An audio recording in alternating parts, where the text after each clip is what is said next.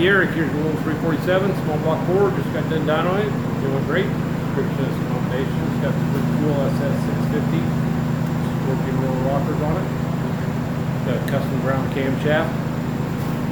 Custom pistons. March Serpentine belt setup on it. MSD Pro billet.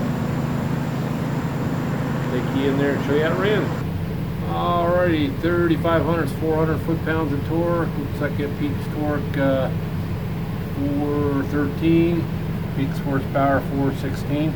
Rated at 425. Front end's usually about 15 or 20, so everything's good. Get her off there in a crate. Come your way. Have a great day.